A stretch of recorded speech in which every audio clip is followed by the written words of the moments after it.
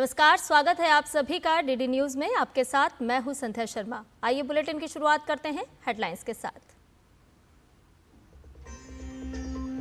दुनिया भर में पाकिस्तान की पोल खोलने के लिए 7 सर्वदलीय प्रतिनिधिमंडल के सदस्यों की घोषणा। सांसदों और राजनयिकों का दल 4 से 5 देशों का करेगा दौरा।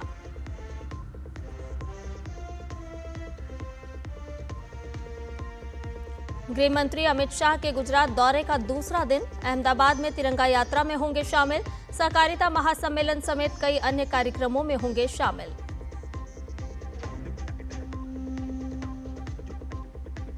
भारत ने बांग्लादेश को दिया झटका। रेडीमेड गारमेंट्स, प्रोसेस्ड फूड समेत कई वस्तुओं के भूमि मार्ग से आयात पर लगाई रोक।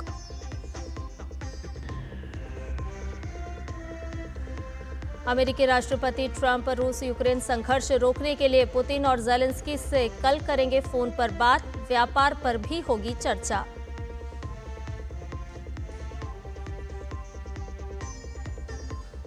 और नए पोप लियो 14 का शपथ ग्रहण आज। वेटिकन सिटी के सेंट पीटर स्क्वायर पर होगा समारोह।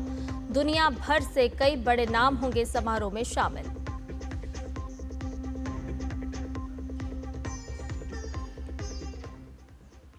आइए अब इन सभी समाचार को जान लेते हैं विस्तार से। ऑपरेशन सिंदूर की सफलता के बाद अब सरकार आतंकवाद के खिलाफ पाकिस्तान की सरकार को बेनकाब करेगी और इसीलिए भारत सरकार अलग अलग देशों में अपना प्रतिनिधिमंडल भेज रही है। सांसदों के 7 प्रतिनिधिमंडल दुनिया भर में जाकर आतंकवाद के मुद्दे पर भारत का पक्ष रखेंगे और पाकिस्तान को घेरने की कोशिश करेंगे। सांसदों का प्रतिनिधिमंडल अमेरिका, ब्रिटेन, यूएई जैसे देशों की यात्रा पर जाएगा। इस दौरान सांसद ऑपरेशन सिंदूर की कामयाबी और आतंकवाद पर दुनिया भर में चर्चा करेगा। बैजयंत पांडा के नेतृत्व में निशिकांत दुबे के साथ सांसदों का प्रतिनिधिमंडल सऊदी अरब, कुवैत, बहरीन और अल्जीरिया की यात्रा पर जाएगा। पूर्व केंद्रीय मंत्री और भाजपा सांसद रविशंकर प्रसाद के नेतृत्व में प्रतिनिधिमंडल यूनाइटेड किंगडम, फ्रांस, जर्मनी, यूरोपीय संघ, इटली और डेनमार्क की यात्रा करेगा। जेडीयू सांसद संजय कुमार झा के नेतृत्व में भाजपा सांसद अपराजिता सारंगी के साथ सांसदों का प्रतिनिधिमंडल इंडोनेशिया, मलेशिया, कोरिया गणराज्य, जापान और सिंगापुर की यात्रा करेगा। शिवसेना सांसद श्रीकांत एकनाथ शिंदे के नेतृत्व में सांसदों का प्रतिनिधिमंडल संयुक्त अरब अमीरात, लाइबेरिया, कांगो और सेरा लियोन की यात्रा पर जाएगा। कांग्रेस सांसद शशि थरूर के नेतृत्व में सांसदों का प्रतिनिधिमंडल अमेरिका, पनामा, गुयाना, ब्राजील और कोलंबिया की यात्रा करेगा। डीएमके सांसद कनिमोझी के नेतृत्व में सांसदों का प्रतिनिधिमंडल स्पेन, ग्रीस, स्लोवेनिया, लातविया और रूस की यात्रा पर जाएगा। और वहीं एनसीपी सांसद सुप्रिया सुले के नेतृत्व में भाजपा सांसद राजीव प्रताप रूडी के साथ सांसदों का प्रतिनिधिमंडल मिस्र, कतर, इथोपिया और दक्षिण अफ्रीका की यात्रा करेगा। तो ये सर्व प्रतिनिधिमंडल सर्वदलीय जो अलग अलग देशों में जाएगा, श्रीकांत एकनाथ शिंदे के नेतृत्व में कौन कौन सदस्य हैं वो हम आपको सूची बता रहे हैं और कौन कौन से देश की ये सर्वदलीय प्रतिनिधिमंडल यात्रा करने वाला है वो। वहीं आतंकवाद के खिलाफ सरकार की ओर से गठित सर्वदलीय प्रतिनिधिमंडल में बीजेपी सांसद निशिकांत दुबे का भी नाम है। अपना नाम इस महत्वपूर्ण कार्य के लिए शामिल किए जाने पर निशिकांत दुबे ने प्रधानमंत्री का आभार जताया है और कहा है कि प्रधानमंत्री ने उन्हें ऑपरेशन सिंदूर के बाद दुनिया के सामने पाकिस्तान की कारगुजारियों और भारत के आतंकवाद के खिलाफ 78 साल से हमारे संघर्ष को मुस्लिम देशों को बताने के लिए चुना है। निशिकांत दुबे के साथ एआईएमआईएम सांसद असदुद्दीन ओवैसी भी होंगे। निशिकांत दुबे ने इसे लोकतंत्र का सबसे खूबसूरत चेहरा बताया है और कहा है कि वो और ओवैसी एक साथ भारत के लोकतंत्र और मुसलमानों के भारत में मिले सम्मान, स्वाभिमान और समानता को बताएंगे। शिवसेना यूबीटी सांसद प्रियंका चतुर्वेदी ने पश्चिमी यूरोप में जा रहे सर्वदलीय प्रतिनिधिमंडल का हिस्सा बनने पर खुशी जताई है। प्रियंका चतुर्वेदी ने कहा कि आतंकवाद को बढ़ावा देने और उसे सहायता देने के लिए पाकिस्तान को वैश्विक स्तर पर बेनकाब करने के लिए ये हमारा संयुक्त प्रयास है।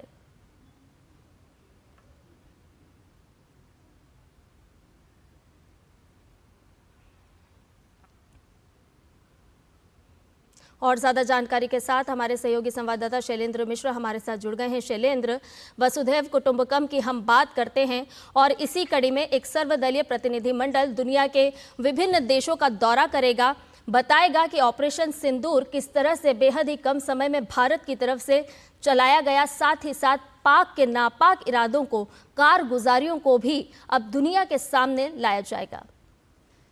संध्या, जो प्रतिनिधिमंडल जा रहा है विभिन्न देशों की यात्रा पर, उसमें देखिए कि सिर्फ सांसद ही नहीं है, तमाम ऐसे नेता हैं या विशेषज्ञ हैं जिनको शामिल किया गया है। गुलाम नबी आजाद जम्मू कश्मीर से आते हैं, लंबे समय तक विपक्ष के नेता रहे राज्यसभा में, उनको भी इस प्रतिनिधिमंडल में जगह दी गई है। सलमान खुर्शीद हैं, कांग्रेस के वरिष्ठ नेता हैं। सैयद अकबरुद्दीन है, सब जानते हैं कि जाना पहचाना नाम है, विशेषज्ञ हैं। आप विदेशी मामलों को देखें तो उनको प्रवक्ता के तौर पर जो पहचान थी वो एक तरह से देखें सबके सामने है। और भी तमाम महत्वपूर्ण नाम है। SS अहलुवालिया बीजेपी के सांसद रहे हैं, वो भी प्रतिनिधिमंडल का हिस्सा है।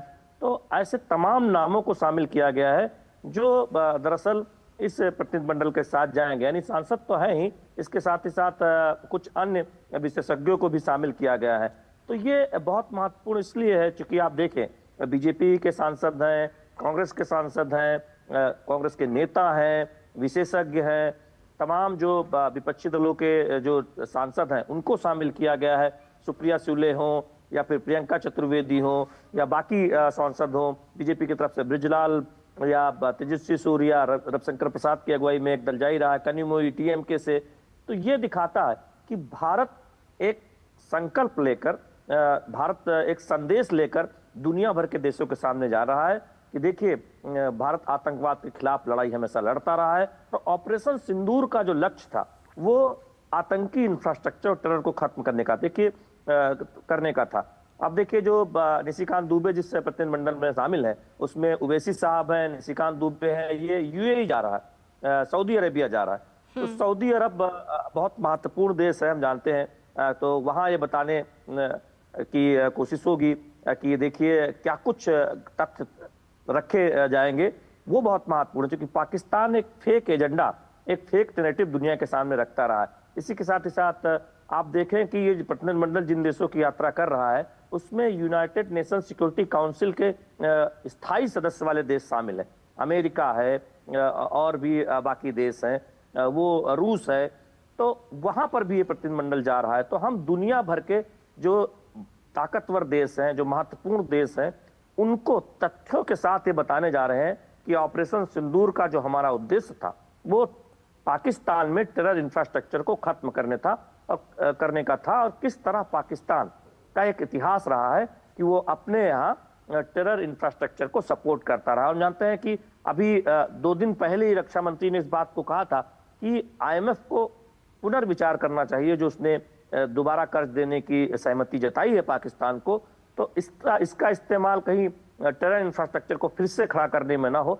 तो अब भारत आगे जाकर यह भी बता रहा है कि पाकिस्तान को जो भी देश मदद दे रहे हैं उनको यह बात समझनी चाहिए कि उनकी जो मदद है वो अप्रोच तौर पर आतंकियों को मदद हो सकती है, उनके टेरर इंफ्रास्ट्रक्चर को बनाने में उपयोग हो सकती है, क्योंकि अभी तक का पाकिस्तान का रिकॉर्ड दे रहा है। और दुनिया में जितने बड़े आतंकी हमले हुए हैं उसमें पाकिस्तान का कनेक्शन कहीं ना कहीं निकलता रहा। और दुनिया का जो सबसे बड़ा आतंकवादी था पाकिस्तान में, जो छुपा हुआ था 5 साल से, अमेरिका ने उसे पाकिस्तान में ही मार गिराया था। लेकिन पाकिस्तान ने उससे पहले कभी स्वीकारा नहीं कि वो ओसामा बिन लादेन पाकिस्तान में छुपा हुआ है। तो अब दुनिया को ये बताने का समय है कि पाकिस्तान एक प्रोपेगेंडा है, वो आप समझिए। और सभी लोग आतंकवाद के किसी भी तरीके को, चाहे वो आतंकवादी हो या उनको समर्थन करने वाले देश हो, उनके खिलाफ खड़े हुए। शैलेंद्र, देखिए, यही लोकतंत्र की सबसे बड़ी खूबसूरती है कि जहां राष्ट्र धर्म की बात आती है तो सभी दल एक साथ हो उठते हैं, एकजुटता दिखाते हैं। और साथ ही साथ ये बदले हुए भारत का सशक्त नेतृत्व भी है कि कूटनीतिक लिहाज से किस तरह से कदम आगे बढ़ाए जाएं ताकि भविष्य में, हमने प्रधानमंत्री नरेंद्र मोदी के वक्तव्य में भी सुना कि उन्होंने कहा कि इस तरह से करारा जवाब दिया जाएगा कि पुश्तें याद रखेंगी। तो ये शायद उसी कड़ी में इसको कूटनीतिक लिहाज से भी समझना बहुत ही जरूरी हो जाता है कि जो ये सर्वदलीय प्रतिनिधिमंडल दुनिया के बड़े देशों में जब जाएगा और पूरी दुनिया से एक मत होकर आवाज उठेगी कि पाकिस्तान में किस तरह से नापाक इरादों को, आतंक को संरक्षण दिया जा रहा है, तो निश्चित तौर पर हम देखेंगे कि भविष्य में इसके बहुत ही सकारात्मक परिणाम भी हमें देखने को मिलेंगे। संध्या, देखिए, इस प्रतिनिधिमंडल में सदस्यों की संख्या और पार्टीवार अगर आप विश्लेषण करें तो एक संदेश बहुत स्पष्ट है कि हमारे आंतरिक जो मुद्दे हैं उस पर सत्ता पक्ष और विपक्ष एक दूसरे के खिलाफ बयान देते रहते हैं, लड़ाई लड़ते रहते हैं, लेकिन जब आतंक के खिलाफ लड़ाई की बात आती है, आतंकवाद के खिलाफ लड़ाई की बात आती है, जब विदेश नीति की बात आती है, तो पूरा देश, सभी राजनीतिक दल एकजुट खड़े नजर आते हैं। ये भारत के एक परिपक्व लोकतंत्र की निशानी है। और याद होगा आपको कि जब भारत और पाकिस्तान के बीच तनाव चरम पर था और पाकिस्तान में कुछ भारत के नेताओं के बयान के चर्चा में थे, तो क्या कहा गया था भारत की तरफ से एक प्रेस कॉन्फ्रेंस में, सेना में की प्रेस कॉन्फ्रेंस में, कि पाकिस्तान ये इस बात को नहीं समझेगा, चूंकि परिपक्व और जिम्मेदार लोकतंत्र क्या होता है, लोकतंत्र में किस तरह से लोग अपनी बात रखते हैं, और पाकिस्तान इस बात को कैसे समझेगा, चूंकि वहाँ एक नाम मात्र की सरकार होती है, पीछे से उसे सेना चला रही होती है, आईएसआई चला रही होती है। पाकिस्तान में हमने देखा भी है कि कोई भी सरकार आप देख रहे हैं कि 5 वर्ष तक चल जाए तो ये एक अचंभा और अजूबा ही होता है, क्योंकि वो तख्ता पलट हो जाता है, और नहीं भी होता है तो सेना ही वो पूरी तरह से उस पर नियंत्रित करती है। तो अब दुनिया को ये बताने का समय है कि भारत एक परिपक्व लोकतंत्र है, अपनी जिम्मेदारी समझता है, और आतंक के इंफ्रास्ट्रक्चर को खत्म करने में भारत कोई कोर कसर नहीं छोड़ेगा अगर उसके यहाँ कोई आतंकी हमला होता है। और ये एक तरह से दुनिया की मदद कर रहा है, दुनिया के लिए एक वैश्विक चुनौती है आतंकवाद। तो भारत जो पहल कर रहा है, भारत जो सख्त कार्रवाई आतंकवाद के खिलाफ कर रहा है, या फिर आतंक को समर्थन देने वाले किसी देश के खिलाफ कर रहा है, क्योंकि भारत ने अपने डॉक्ट्रिन में अभी बिल्कुल स्पष्ट कर दिया है कि वो आतंकवादी, आतंक के समर्थक लोगों और आतंक के सरपरस्ती में, यानी किसी कोई सरकार अगर आतंकवाद को सरपरस्ती देती है तो उसमें कोई विभेद नहीं करेगा, कोई भेद नहीं करेगा। तो अब ये बात दुनिया को बताने का समय है कि आप दुनिया के, चूंकि कुछ देश हम जानते हैं कि पाकिस्तान को गाहे बगाहे मदद करते रहते हैं, उनके साथ खड़े नजर आते हैं, या फिर एक तरह से ये कहते हैं कि ये पाकिस्तान के जो दावे हैं उन पर चुप हो जाते हैं, एक तरह से खुला समर्थन करने से बचते हैं अंतर्राष्ट्रीय स्तर पर आतंकवाद जो पाकिस्तान में है उसके निंदा करने में। तो अब उनके लिए भी ये बिल्कुल शैलेंद्र, साफ तौर पर संदेश है कि ये बुद्ध की भूमि है, युद्ध में विश्वास नहीं रखती है, लेकिन अगर आप छेड़ेंगे तो फिर भारत छोड़ेगा भी नहीं। बहुत बहुत शुक्रिया शैलेंद्र, तमाम जानकारी हमसे साझा करने के लिए। और खबरों में बढ़ते हैं आगे। केंद्रीय गृह एवं सहकारिता मंत्री अमित शाह इस समय गुजरात के दौरे पर हैं। अमित शाह आज अहमदाबाद में गुजरात राज्य सहकारी संघ की ओर से आयोजित विकसित भारत के निर्माण में सहकारिता की भूमिका पर आयोजित महासम्मेलन में शिरकत करेंगे। गृह मंत्री राज्य के मेहसाणा जिले में के पटेल और मधुबेन के पटेल नर्सिंग कॉलेज के नवनिर्मित भवन का उद्घाटन करेंगे। साथ ही वे यहां फाल्कन ग्रुप के रेडी टू कुक फ्रोजन आलू प्रोसेसिंग प्लांट का उद्घाटन भी करेंगे। अमित शाह आज अहमदाबाद में आयोजित होने वाली तिरंगा यात्रा में भी शामिल होंगे। साथ ही गृह मंत्री पल्लव ब्रिज और विविध विकास कार्यों का लोकार्पण भी करेंगे।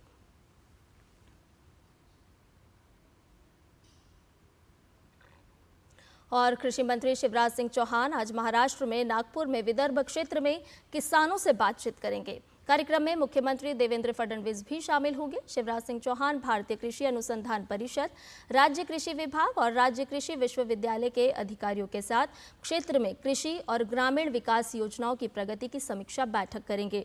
शिवराज सिंह चौहान नागपुर में राष्ट्रीय मृदा स्पेक्ट्रल लाइब्रेरी का उद्घाटन भी करेंगे। वे कपास की फसलों को प्रभावित करने वाले एक प्रमुख कीट पिंक बॉलवर्म के लिए AI आधारित स्मार्ट ट्रैप का भी शुभारंभ करेंगे। खबरों में बढ़ते हैं आगे। भारतीय जनता पार्टी के राष्ट्रीय अध्यक्ष JP नड्डा आज उत्तराखंड के दौरे पर जा रहे हैं। अपने 2 दिवसीय दौरे में JP नड्डा आज पिथौरागढ़ पहुंच रहे हैं, जहां वो वाइब्रेंट विलेज गुंजी आदि कैलाश सहित सीमांत गांव में वाइब्रेंट योजना की समीक्षा करेंगे। जेपी नड्डा का यह दौरा सामरिक दृष्टि से भी महत्वपूर्ण बताया जा रहा है। केंद्रीय मंत्री जेपी नड्डा आज पहले देहरादून जॉली ग्रांट हवाई अड्डे पर पहुंचेंगे और उसके बाद वो हेलीकॉप्टर से गुंजी पिथौरागढ़ जाएंगे, जहां वो वाइब्रेंट विलेज के अंतर्गत प्रस्तावित कार्यों का प्रस्तुतिकरण देखेंगे। वो गुंजी प्राथमिक स्वास्थ्य केंद्र का निरीक्षण भी करेंगे और साथ ही वो ज्योलिंग कोंग से आदि कैलाश के दर्शन और महिला फेडरेशन द्वारा गुंजी में संचालित होम स्टे का भी भ्रमण करेंगे। जेपी नड्डा के इस दौरे को उत्तराखंड के लिहाज से बेहद महत्वपूर्ण बताते हुए भाजपा प्रदेश अध्यक्ष महेंद्र भट्ट ने पूरे प्रदेशवासियों की तरफ से जेपी नड्डा का स्वागत किया है।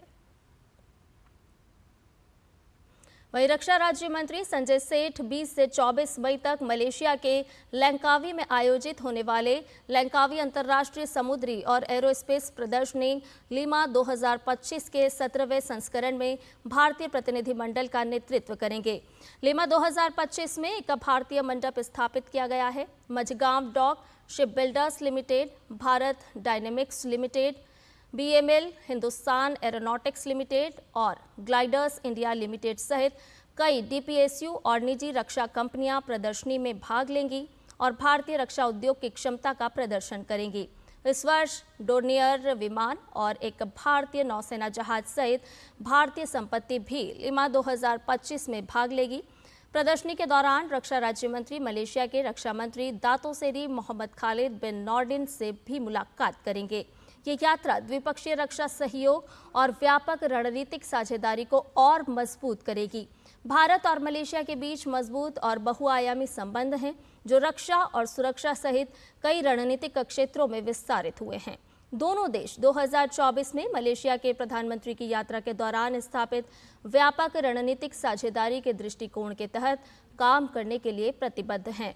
लीमा 1991 में स्थापित और द्विवार्षिक रूप से आयोजित एशिया प्रशांत क्षेत्र में सबसे बड़ी और सबसे महत्वपूर्ण समुद्री और एरोस्पेस प्रदर्शनियों में से एक माना जाता है। दिल्ली में कल आम आदमी पार्टी के 15 पार्षदों ने इस्तीफा दे दिया और इंद्रप्रस्थ विकास पार्टी के नाम से थर्ड फ्रंट बनाने की घोषणा कर दी। इस पर बीजेपी ने कहा कि आम आदमी पार्टी के भ्रष्टाचार के कारण ही इन पार्षदों ने इस्तीफा दिया। आपको बता दें कि हेमचंद, हिमानी जैन, रुनाक्षी शर्मा, उषा शर्मा, राखी यादव, साहिब कुमार, राजेश कुमार, मनीषा सुमन समेत 15 पार्षदों ने आम आदमी पार्टी का साथ छोड़ दिया है और हेमचंद गोयल को नए फ्रंट का नेता बनाया गया है। जिस तरह से 11 साल दिल्ली में विकास की गति रुकी थी और उसी तरीके से 2.5 साल में जो पार्षद थे वो भी निश्चित रूप से भ्रष्टाचार के कारण फ्रस्ट्रेट हुए और फ्रस्ट्रेट होकर के उन्होंने पौषकास के पार्षद कमल भारद्वाज, मालवीय नगर की पार्षद लीना कुमार ने इस्तीफा दिया है। ये अपने आप में आम आदमी पार्टी की कार्यशैली पर बड़ा प्रश्न चिन्ह है। आम आदमी पार्टी के विधायकों पर जिसके नेतृत्व में उन्होंने काम किया एक बड़ा प्रश्न चिन्ह है। किस तरह से पार्टी लोग छोड़ करके जा रहे हैं। केंद्रीय रिजर्व पुलिस बल CRPF के महानिदेशक GP सिंह ने छत्तीसगढ़ एवं तेलंगाना की सीमा पर 21 अप्रैल से 11 मई तक चले नक्सल विरोधी अभियान में शामिल CRPF एवं राज्य पुलिस के अधिकारियों और सैनिकों की सराहना की है। सोशल मीडिया एक्स पर CRPF के महानिदेशक GP सिंह ने लिखा है कि छत्तीसगढ़ एवं तेलंगाना की सीमा पर स्थित कर्रेगुट्टा पहाड़ी पर चले दीर्घकालीन नक्सल विरोधी अभियान के समय CRPF एवं राज्य पुलिस के अधिकारियों एवं सैनिकों के साथ ऑपरेशनल जोन में उपस्थित रहकर लगातार रणनीतिक विमर्श किया और जवानों का उत्साहवर्धन किया। उन्होंने लिखा है कि बल के साथियों का उत्साह एवं समर्पण हम सभी के लिए प्रेरणादायक रहा। इस अभियान में सशस्त्र बलों को बड़ी कामयाबी मिली थी और अभियान के दौरान हुई 21 मुठभेड़ों में 16 वर्दीधारी महिला माओवादी समेत 31 माओवादी मारे गए थे और 35 हथियार बरामद किए गए थे। अभियान के दौरान 214 माओवादी ठिकानों एवं बंकरों को नष्ट किया गया था।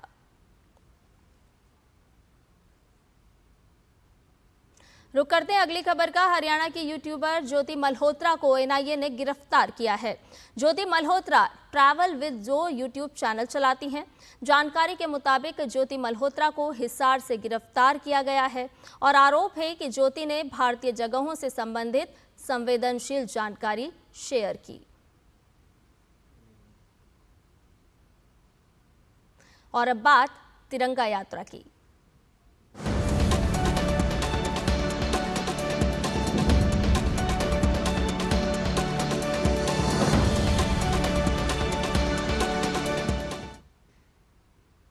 तेलंगाना के हैदराबाद में सिटीजन्स फॉर नेशनल सिक्योरिटी के बैनर तले तिरंगा यात्रा निकाली गई।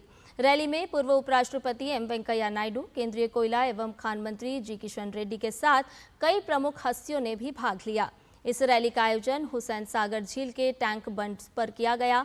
इस मौके पर केंद्रीय मंत्री जी किशन रेड्डी ने कहा कि ऑपरेशन सिंदूर में हमारी सेना ने संघर्ष करके देश को विजय पथ पर लाया है। सेना को धन्यवाद और अभिनंदन करने के लिए ये यात्रा निकाली गई। वहीं महाराष्ट्र के नागपुर में भी तिरंगा शौर्य सम्मान यात्रा निकाली गई, जिसमें राज्य के मुख्यमंत्री देवेंद्र फडणवीस भी शामिल हुए। इस दौरान लोगों में खासा उत्साह नजर आया।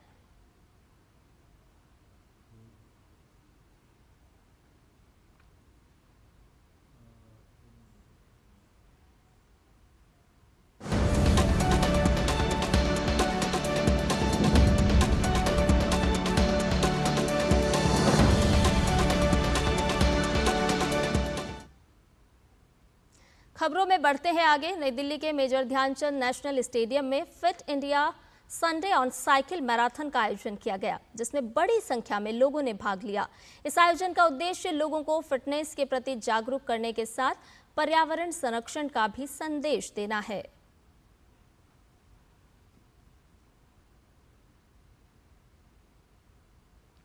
जम्मू कश्मीर में महत्वपूर्ण बुनियादी ढांचों की सुरक्षा के लिए पूर्व सैनिकों की नियुक्ति को मंजूरी दे दी गई है।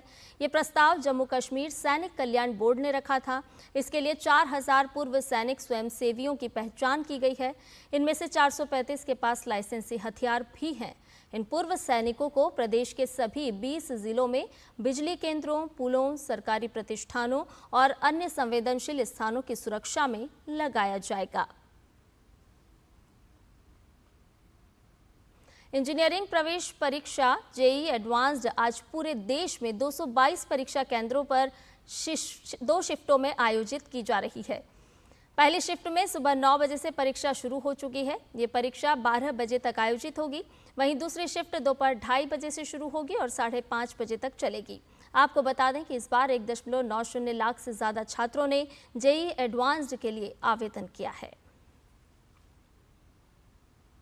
और आज अंतर्राष्ट्रीय संग्रहालय दिवस है। प्रत्येक वर्ष 18 मई को अंतर्राष्ट्रीय संग्रहालय दिवस मनाया जाता है। साल 1983 में 18 मई को संयुक्त राष्ट्र ने संग्रहालय की विशेषता एवं महत्व को समझते हुए अंतर्राष्ट्रीय संग्रहालय दिवस मनाने का निर्णय लिया। इस मौके पर भारतीय पुरातत्व सर्वेक्षण घोषणा की है कि आज देश भर के सभी एएसआई स्मारकों और संग्रहालयों में प्रवेश निःशुल्क रहेगा। भारत ने बांग्लादेश से भारतीय बंदरगाह आने वाली कुछ वस्तुओं के आयात पर तत्काल प्रभाव से नए प्रतिबंध लगा दिए हैं। वाणिज्य और उद्योग मंत्रालय ने कहा है कि ये प्रतिबंध भारत से होकर नेपाल और भूटान जाने वाले सामान पर लागू नहीं होंगे। बांग्लादेश से किसी भी प्रकार के रेडीमेड कपड़ों का आयात भूमि पत्तन के माध्यम से नहीं किया जा सकेगा। हालांकि ये सामान न्हावा, शेवा और कोलकाता के समुद्री बंदरगाहों से होकर आयात किए जा सकेंगे। इसके अलावा फलों के स्वाद वाले और कार्बोनेटेड पेय, प्रसंस्कृत खाद्य पदार्थ, कपास और सूती धागे के अपशिष्ट, प्लास्टिक और पीवीसी से तैयार सामान तथा लकड़ी से बने फर्नीचर के आयात पर प्रतिबंध रहेगा। इन वस्तुओं को असम, मेघालय, त्रिपुरा, मिजोरम के किसी भी भू सीमा शुल्क केंद्र अथवा एकीकृत जांच चौकी से होकर तथा पश्चिम बंगाल के चंद्राबांध और फुलबारी जांच चौकी से होकर आयात करने की अनुमति नहीं दी जाएगी। नए प्रतिबंध बांग्लादेश से मछली, एलपीजी, खाद्य तेल और पत्थर के आयात पर लागू नहीं होंगे। और नए पोप लियो 14 का आज वेटिकन सिटी के सेंट पीटर स्क्वायर पर शपथ ग्रहण समारोह होगा।